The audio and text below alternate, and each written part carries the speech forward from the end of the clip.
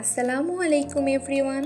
আজকে আপনাদের সবার সামনে নিয়ে আসলাম খুব মজার একটা রেসিপি। এই রেসিপি হলো পটল দিয়ে মাছের ঝোল। এইভাবে মাছের ঝোল রান্না করলে ছোট থেকে বড় সবাই এক নিমিষেই চেটেপুটে খাবার শেষ করে দেবে। তাহলে রেসিপিটা শুরু করা যাক। এই রেসিপির শুরুতে পটলগুলো ভালোভাবে ধুয়ে নেব। আমি এখান থেকে 7 থেকে 8টা পটল ধুয়ে এরকমভাবে ছিলিয়ে নিচ্ছি। আর পটলগুলো যখন ভালোভাবে ছিলানো হয়ে যাবে তখন আমি দুই সাইড দিয়ে কেটে নিব। এইভাবে পটলগুলো কেটে নিলে খুব জুসি একটা ফ্লেভার আসে আর পটলগুলো একদম গলে যাবে না, খুব ভালোভাবে কুক হবে।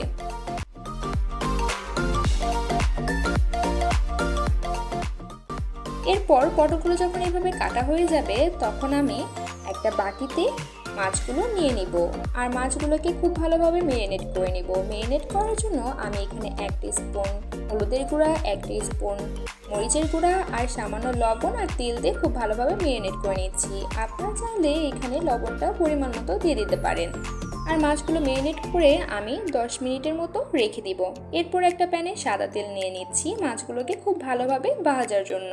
এখানে একটা টিপস দিয়ে রাখি, মাছগুলো ভাজার জন্য যে তেল দিবেন সেই তেল থেকে যখন ধোয়া ওঠা শুরু করবে তখন মাছগুলো ভালো মতো দিয়ে দিবেন। এর ফলে মাছগুলো প্যানে লেগে যাবে না, খুব ভালোভাবে কুক হবে। আমরা মাছগুলোকে হালকা ব্রাউন কালার করে ভেজে নিব। খুব বেশি মচমচে করব না, খুব বেশি মচমচে করলে মাছের ফ্লেভারটা খুব ভালো থাকে না। এজন্য আমি হালকা করে ভেজে নিচ্ছি মাছগুলো।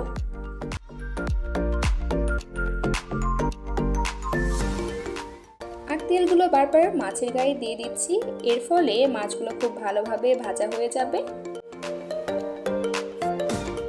এখন মাছগুলো ভাজা শেষে আমি মাছগুলোকে একটা বাটিতে উঠিয়ে নিচ্ছি।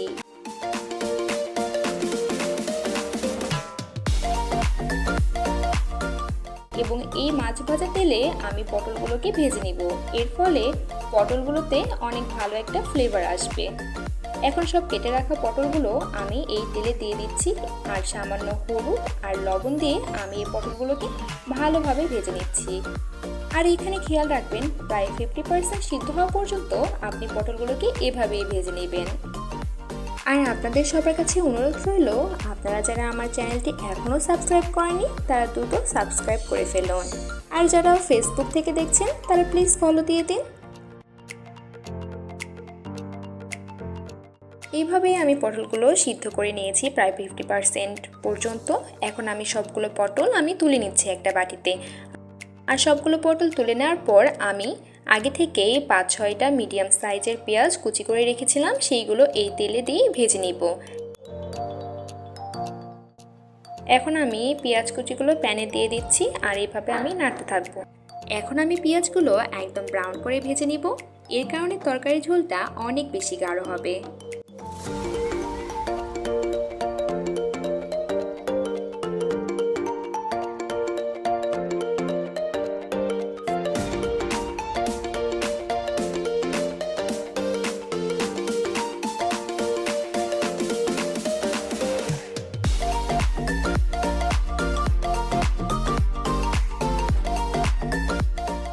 এখন আমি 2টা তেজপাতা দিয়ে দিচ্ছি আর আগে থেকে আদা রসুন আমি থেতলিয়ে রেখেছিলাম সেটা দিয়ে দিচ্ছি।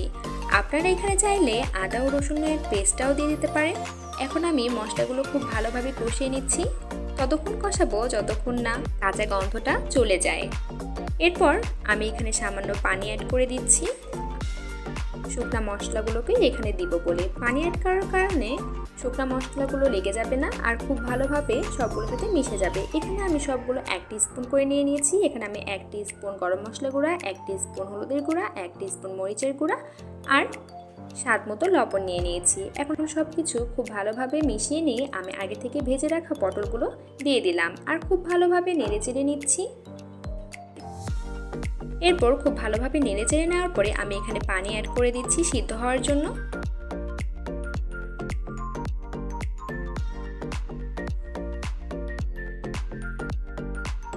পটলগুলোকে সিদ্ধ হওয়ার জন্য আমি 10 মিনিট এভাবে ঢাকনা দিয়ে ঢেকে দিব।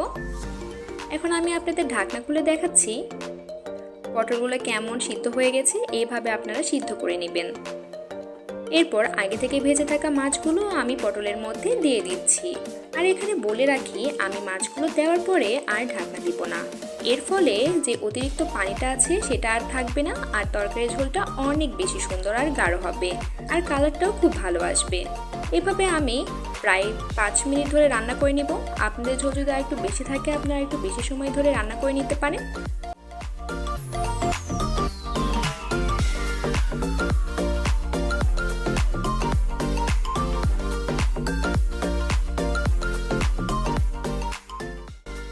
আসলে এভাবে মাছগুলো রান্না করলে মাছের কোনো গন্ধ থাকে না, আর সবাই মাছগুলো খুব মজা করে খেতে পারবে। আপনিও এইভাবে চাইলে পটল দিয়ে মাছ খুব সহজেই রান্না করে ফেলতে পারেন। এরপর রসগুলো যখন শুকিয়ে আসবে তখন আমি চুলার হিটটা বন্ধ করে দিব, আর হয়ে গেল খুব মজার পটল দিয়ে মাছের ঝোল। Thanks for watching my video. আজকের মতো আল্লাহ হাফেজ।